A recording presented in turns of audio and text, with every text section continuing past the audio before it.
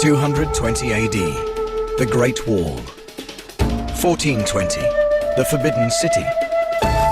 1997, Three Gorges Dam. 2002, China does it again. Chinese engineers and workers tackle one of the biggest construction projects on Earth. In the middle of the ocean. The biggest possible piece of infrastructure that they could possibly build. Welcome to Yangshan, on track to become the biggest deep-water port ever built. A 20-kilometer quay with 50 berths, over 30 kilometers out to sea. Linked to China by the world's second-longest ocean bridge, where massive cranes, a cutting-edge control system, and some very, very focused personnel are already shattering records for loading and unloading gigantic container ships. Battling for supremacy in the world's biggest import-export trade. And Yangshan's not even close to being finished.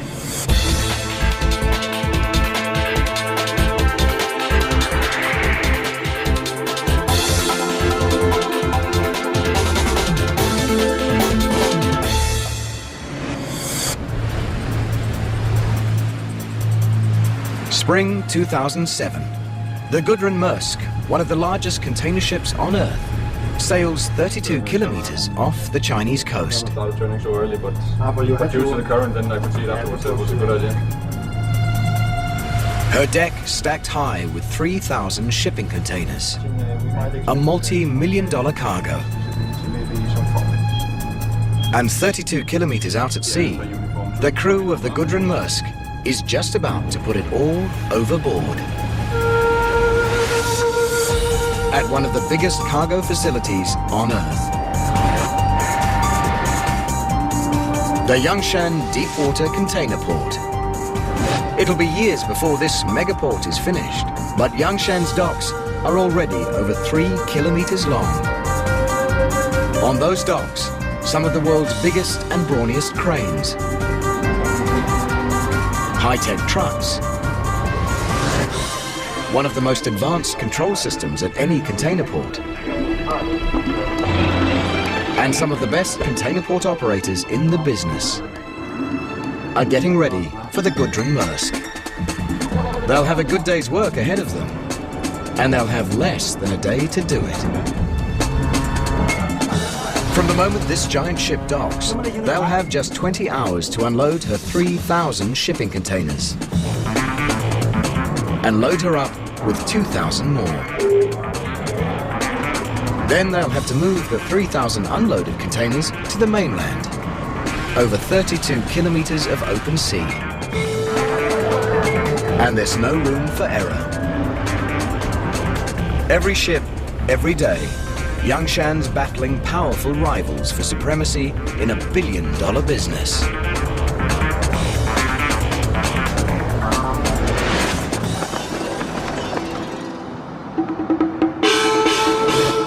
Shanghai, China's biggest city and the world's busiest cargo port.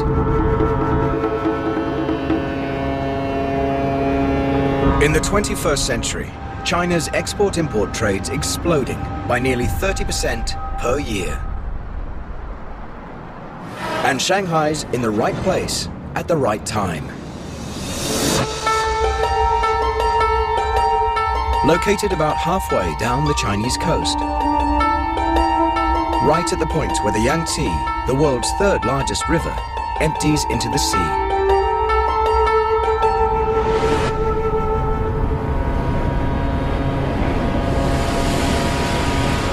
Billions of dollars of goods made in China travel down the Yangtze to be shipped abroad.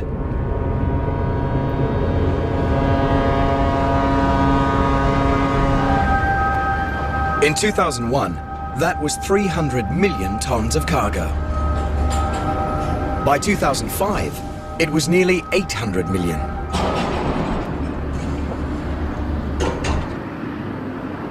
Shanghai should be sitting pretty.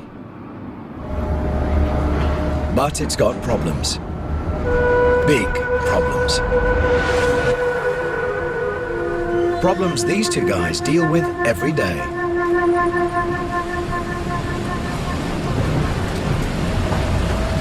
Wu Jiangwen and Jiang Wei are Shanghai harbor pilots.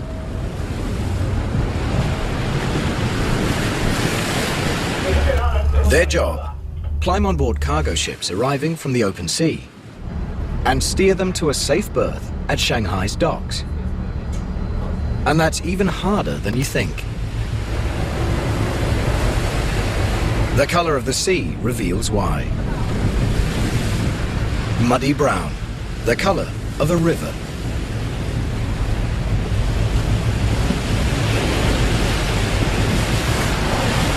Every year, millions of tons of silt wash down the Yangtze River and into the sea.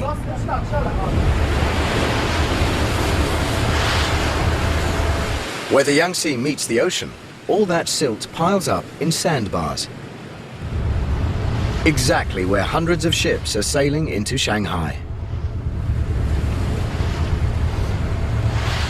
At low tide, the silted-up entrance to the world's busiest cargo port is only 7 meters deep. And in today's world, any ship that can clear 7 meters is a mere rowboat. The biggest ships that come into Shanghai need 12 meters water depth. So they are very dependent on high tide. So when we go in or out of port, we have to pay very careful attention to the height of the tide. Today's vessel needs only 8 meters depth. It cleared the sandbars at high tide. But that doesn't mean Wu Jiangwen and Jiang Wei are having a nice day. They look relaxed, but they know their problems are just beginning. Because Shanghai's aquatic arteries are seriously clogged with more than just silt. Their ship's now entering the Huangpu, a smaller river that runs through Shanghai. And they're about to steer it through one of the worst maritime traffic jams on Earth. Normally, we'll have more than 100 ships coming into the river mouth and another 100 ships going out over 24 hours. And that's just the big ships over 5,000 tons. I'm not even counting the smaller ones. It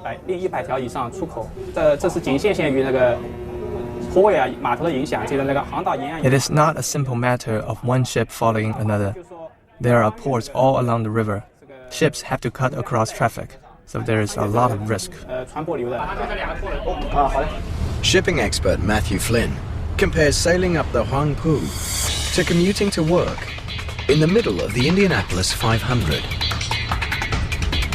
It's probably one of the most exciting and memorable journeys that any ship captain can make. That doesn't mean that he's looking forward to it. It's probably the most challenging port entrance there is in Asia. And believe it or not, there's more. If you measure the Huangpu River bank to bank, it's 400 meters wide. But our two pilots know they're working with a lot less. The navigable waterway, the waterway that's deep enough, is fewer than 300 meters wide. In some places, it's only a bit more than 200 meters. And that worries Shanghai pilots, because a moving ship needs a distance 3 to 5 times its length to turn around. To avoid a collision, a 100-meter-long ship will need 300 to 500 meters.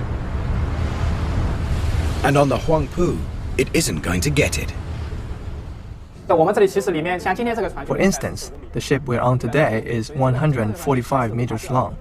So when it comes into the river, it can't turn itself around. And ships don't have brakes like cars do. If you slow a ship down to avoid a collision, you can't steer it. It would just drift out of control.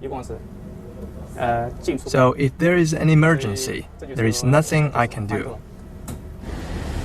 That's why everybody's glad when the tugboats finally take over and push the ship into the dock.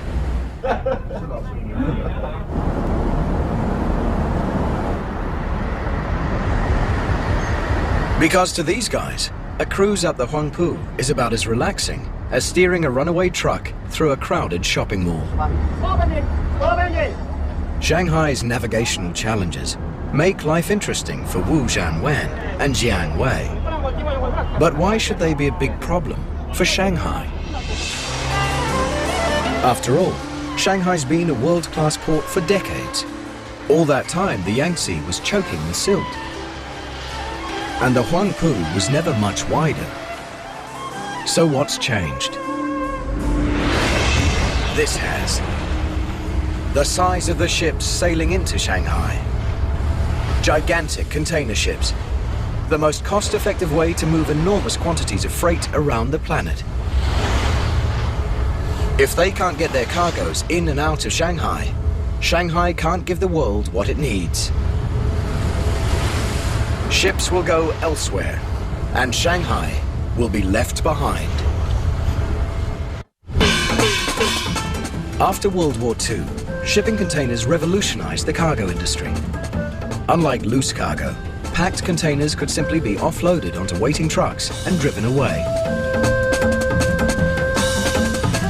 The first ships carried only a few dozen containers.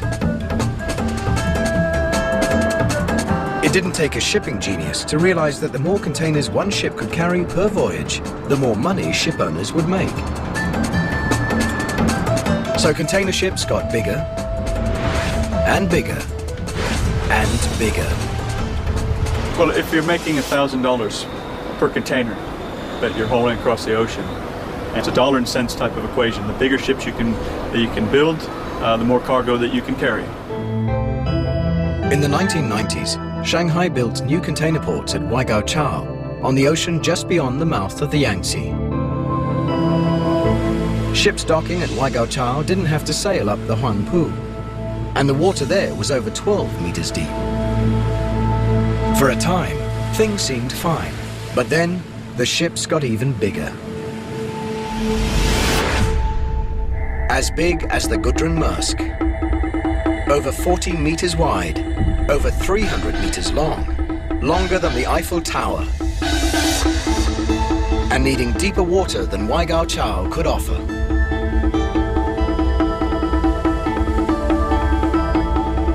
Even at 12.5 meters, that's not really deep enough for the biggest ships.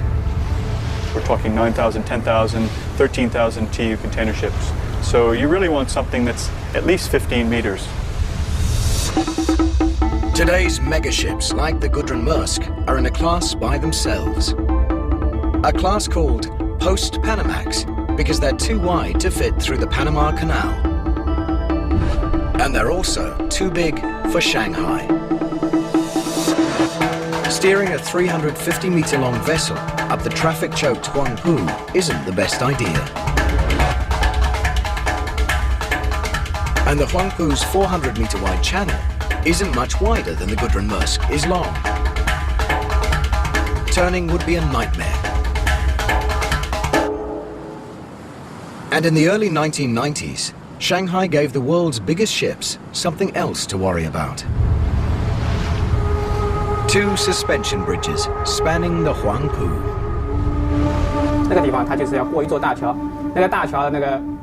If a big ship came in, it could not pass under the Huangpu Bridge. Only ships of 48 meters tall or under can pass under that bridge. In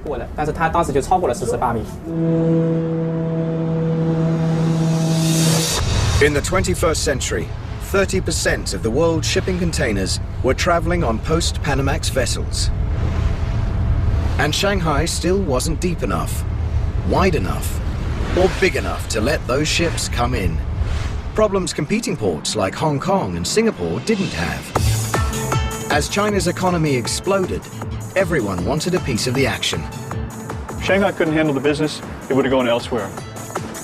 2002, Shanghai's leaders rolled the dice on a bold solution. At a place called Yangshan, 32 kilometers offshore, where the water was 15 to 20 meters deep. Today, Yangshan is a large island that can easily accommodate a world-class container port. But when Shanghai's engineers chose it, over 60% of it didn't exist. Yangshan was just what nature made it, a collection of tiny islands, with no room for anything but a fishing village.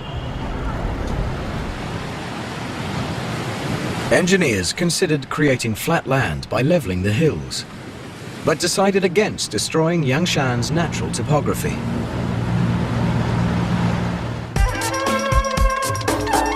Instead, they decided to build the world's biggest container port virtually from scratch.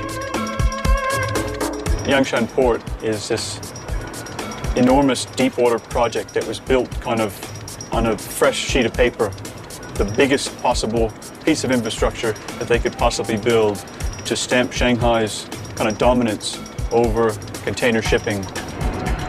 The plan called for a true megastructure, a 20-kilometer quay where 50 ships could dock at one time, and a port that could process 25 million shipping containers in 1 year, 70,000 in just 1 day. Price tag, an estimated 18 billion US dollars. 2002, construction begins on Yangshan Phase 1. Engineers begin transforming these lonely islets into the world's biggest container port. It's like trying to tie a butterfly knot in the middle of a raging river. You've got water that's flowing 2 meters a second. These guys are up against typhoon, bad weather, fog. They're 35 kilometers offshore. There's no power, there's no water. There's probably more inhospitable locations, but there certainly isn't a tougher location to work in for such a big project. Failure is not an option, and neither is delay. Shanghai's container traffic is growing by 30% every year. To build Yangshan, engineers must create an artificial island with a 10-square-kilometer port, bigger than 20,000 basketball courts, in ocean 15 meters deep.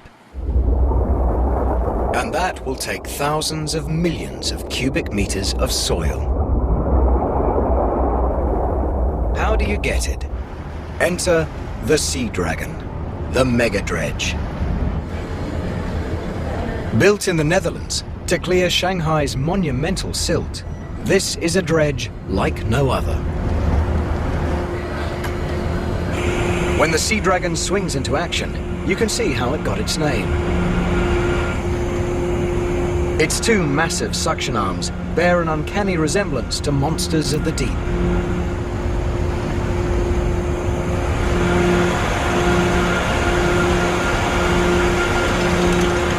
Ocean floor mud as deep as 45 meters can't escape their jaws.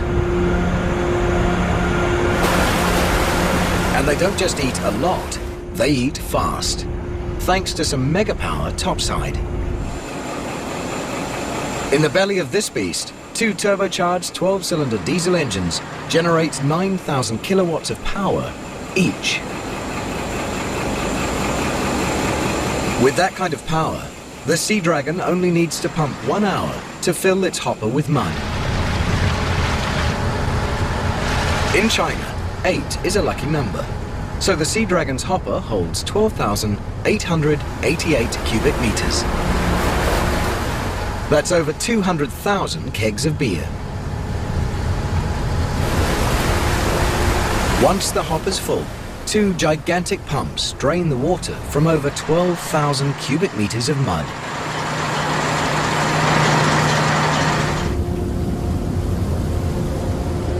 And Captain Yan says that when it's time to deliver the payload, his dredge leads the pack. Older ships can only dump sand, but the Sea Dragon can blow or spray it. That gives it a real advantage over other ships on the construction site.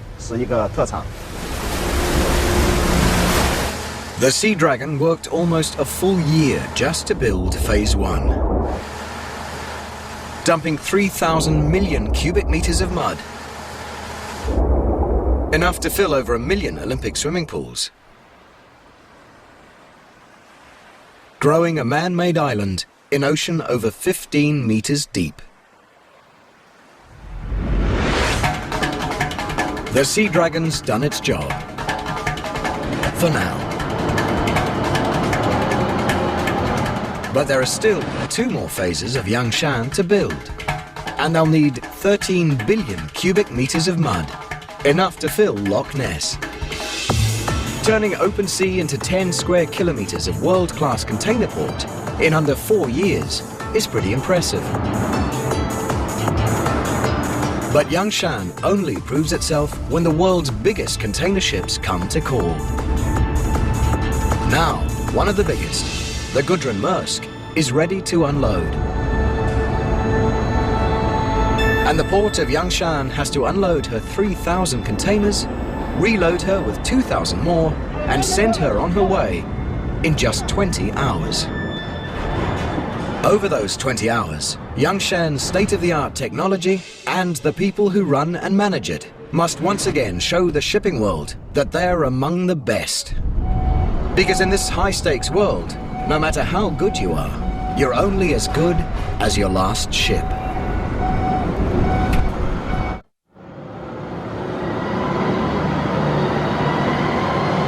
12 noon.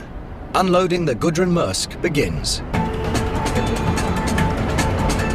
3,000 shipping containers in less than 20 hours. Every hour behind schedule costs thousands of dollars. And takes you down a notch in the eyes of the shipping world.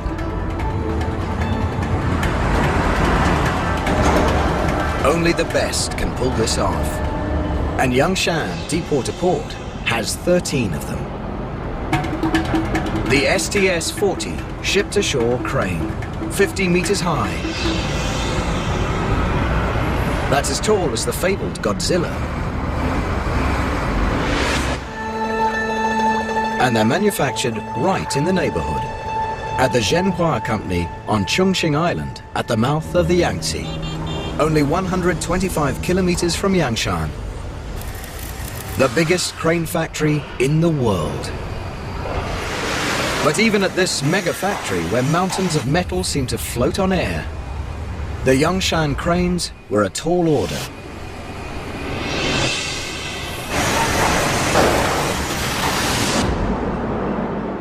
Most container cranes can lift one 40-foot container at a time, or two 20-foot ones. Yangshan needed cranes that could lift twice that many, and stand tall enough to reach them from atop the world's biggest ships. And it needed 13 of them. General Manager Lu Hanzhong recalls the excitement of winning the Yangshan contract and the anxiety of fulfilling it. Designing and manufacturing cranes this big was a challenge for us, because ships are getting bigger and higher. Cranes have to be bigger too. We couldn't simply make one of our smaller cranes twice as big. That crane would have been far too heavy to build. We needed to change the design of the whole structure. But one of the toughest challenges to giving Yangshan its super cranes wasn't building them. When they arrive at container ports, new cranes can need up to 6 months reassembly before they're ready to operate. But not Zhenhua's cranes. They come with no assembly required. Shipped around the world on Zhenhua's specially modified freighters. But Zhenhua's ships had never transported cranes as tall and heavy as the ones ordered by Yangshan. The cranes couldn't be any shorter or lighter, or Yangshan wouldn't beat its competition. There was only one option: solve the problem. We successfully designed a bigger crane which doesn't add much to its own weight, but can still do the job it's designed to do. And we designed them so they can lower their height while they're being transported. Problem solved. Cranes designed, built, and delivered. Now they're putting Yangshan ahead of the pack. Most container port cranes can handle about 30 containers an hour. Yangshan's cranes can handle more than 50, thanks to crane drivers like Zhang Yi, who've made a commitment to being the best. The difficulty we have to conquer is we work on night and day shifts rather than normal working hours, so that we have to sacrifice a bit, personal life-wise. I mean, we cannot just go drinking and have fun as much as we want to. We have to make sure we rest well before we come to work. Driving a container port crane is like fishing for a prize in a carnival game. Except the prize weighs 2.5 tons, and that's empty.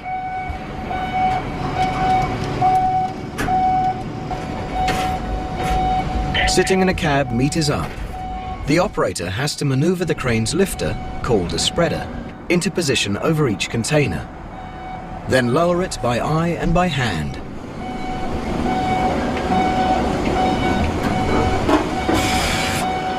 When the spreader's in place, he triggers the spreader's automated locks that grip the container and hoists it up and over the deck onto the dock below, lining it up precisely with the truck that will carry it away. And then do it again, and again, and again. And if you think unloading is tough, try loading. To load a ship, a crane operator has to position a 20-foot container onto pins on deck and slide it precisely into grooves built into the cargo hold, so containers won't move at sea. That's like trying to set an elephant down on a coin from 50 meters up, and a crane driver doesn't have all day to get it right. If containers move too slowly, ship owners fall behind schedule and lose money. But if they move too fast, they can swing out of control, endangering cargoes, people, and cranes. And a bumped container could mean damaged goods inside. So crane drivers have to develop an instinct for loading and unloading at exactly the right speed. The cranes put the containers onto trucks, which move them from the dock to the container yard. At the yard, rubber tire gantry cranes take the containers off the tractors and put them on the ground. But there's a lot more to this process than just heavy lifting. Shipping containers look alike, and unless you can match their numbers with a list, there's no way to tell them apart. From the moment they leave the Gudrun Maersk, 3,000 containers have to be precisely tracked. A misrouted container means unhappy customers and a bad reputation for Yangshan. A lost container is unthinkable. But it's unthinkable thoughts like these that keep operations manager Shi Minhua fully focused throughout his shift. More than anywhere, the burden of success or failure rests squarely on his shoulders. For the duration of his shift, he'll bear the ultimate responsibility for keeping the operation on time and on track. The port runs 24 hours. We are under a lot of pressure to work fast, but we try our best to fulfill our service promises to our customers. If anything does go wrong, the buck stops with Shi Minhua. And there's plenty that could go wrong. Before a ship sails, the shipping company's computers analyze the contents and destinations of its several thousand containers and assign every container a specific place on board. Now, the first port containers are the ones on top, and the last port's containers are on the bottom. It's a pretty complex mathematical equation. If port operators make a mistake or fall behind schedule, they might have to ask permission to load containers in places other than the ones the computer assigned them. And that's not a question a ship's captain wants to hear. Containers loaded in the wrong places will confuse unloading in the next port. Badly loaded containers could make the ship unstable on the open sea. And Yangshan's competitors, Hong Kong and Singapore, each handle over 20 million containers a year with an error rate of less than 1%. All good reasons why no one at Yangshan wants to rock the boat. Fortunately, Yangshan has a brain to match its brawn. A cutting-edge control system developed by the port of Shanghai.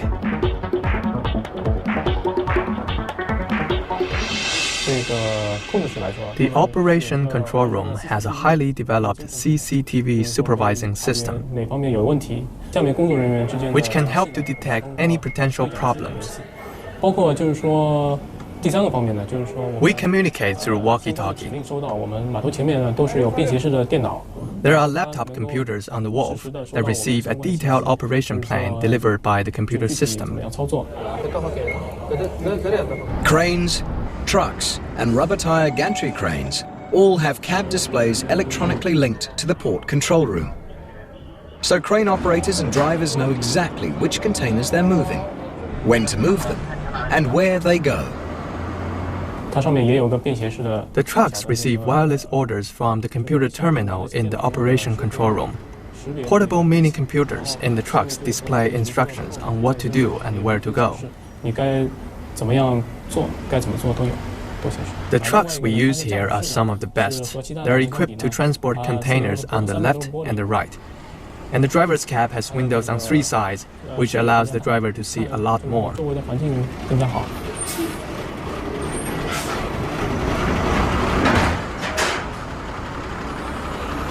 The Yangshan system maximizes efficiency, sending ship after ship back to sea on schedule, making crews and owners happy.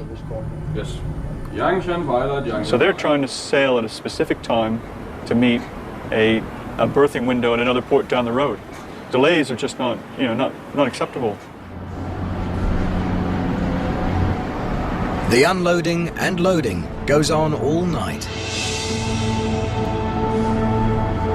and past the break of day. 20 hours after she docked, the Gudrun Maersk departs Yangshan, leaving behind 3,000 containers filled with imported goods,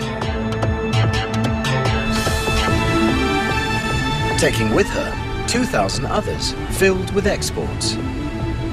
Xi Minhua and the Yangshan team can finally relax and call it a day. A very long day. But Yangshan's job isn't over yet. 3,000 shipping containers have to be delivered. Customers have waited weeks for the Gudrun Maersk to bring them across the ocean.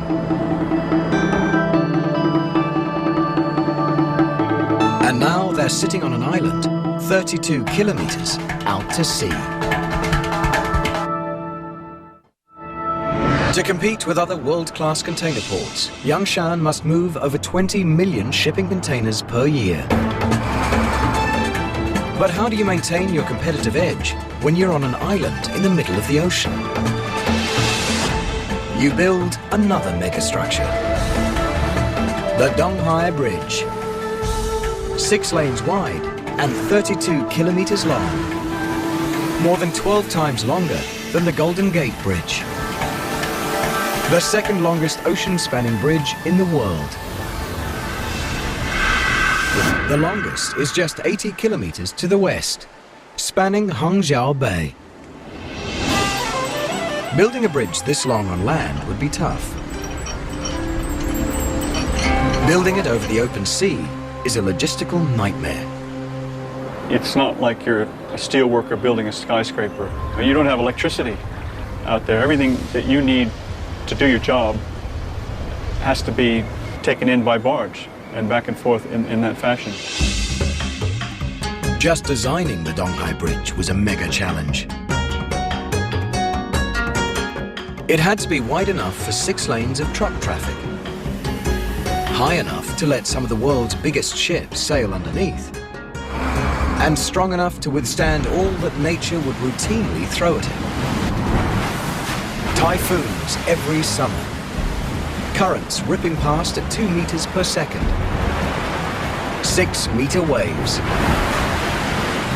And that's just on the surface. From the mainland to Yangshan Islands, the seabed can vary in depth from 10 to 30 meters. And it's nothing but soft, unstable mud. Not a good foundation for 6 lanes of concrete highway, vibrating with heavily laden trucks. In cyberspace, engineers tested their bridge designs every way they could.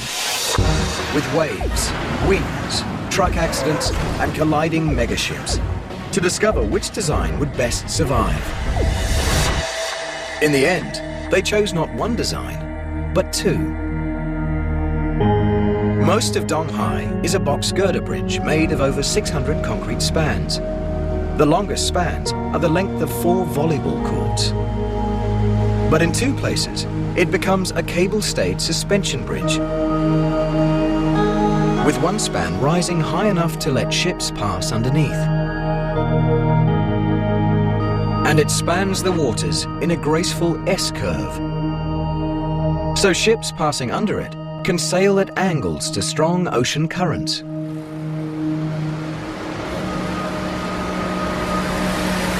By 2002, engineers had a bridge that worked beautifully, on paper and in their computers. Now, they had to build it. First challenge: anchor kilometers of concrete in waterlogged mud, firmly enough to stand up in a typhoon. Engineers drove over 6,000 foundation piles into the sea floor, positioning them with GPS and 7 satellites within a 3 to 5 millimeter accuracy. 20 plus meters of water, then another 40 meters down below before they actually reached bedrock. Next problem: how to build 600 concrete spans, some weighing over 2,000 tons. In the middle of a sea so rough, construction's possible only 6 months of the year. The solution was not to even try. Instead, the Donghai's builders pre-built its massive spans on land and towed them out to sea. I mean, it would be craziness to try to build the bridge, piece by piece in that position. And they had to actually, in the middle of the process, actually construct this new barge with 1,600 ton lifting capacity to move these bridge sections into position. From start to finish, nothing was routine about building Donghai Bridge, including the workers' lives. As construction moved further out to sea, massive bridge pilings did double duty as dormitories. On 10 December 2005, 42 months after construction began, the Donghai Bridge opened to traffic.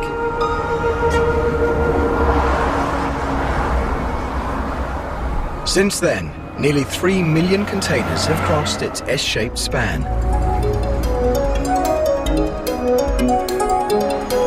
Under the watchful eyes of bridge operators. From this high-tech control room, they miss nothing that happens on, over, and under the world's second longest ocean bridge. Their eyes, some 80 surveillance cameras placed along its 32-kilometer length.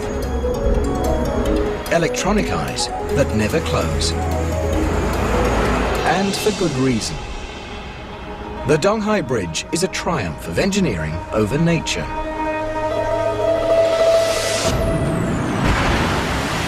But nature isn't giving in that easily. Typhoons and fog can make driving on the Donghai Bridge hazardous. In 2006, Super Typhoon Chanchu battered China with powerful waves and winds.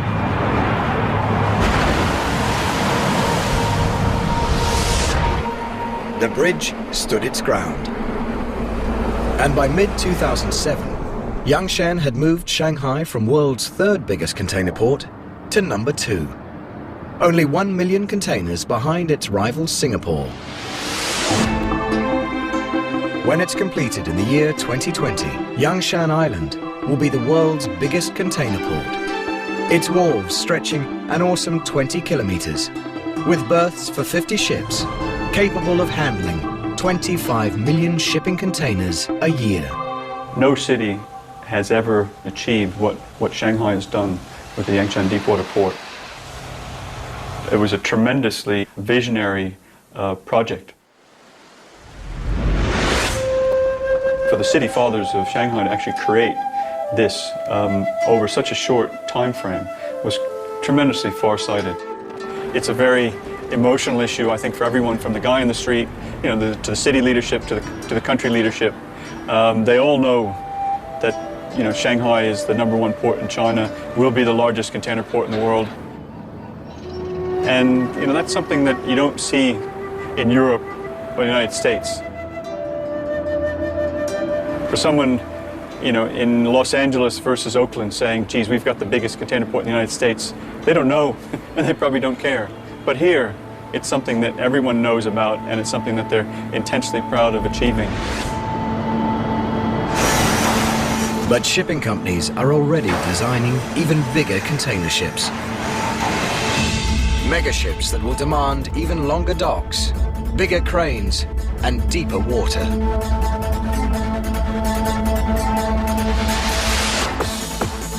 The biggest container port ever built may someday be just the first phase of an even bigger one.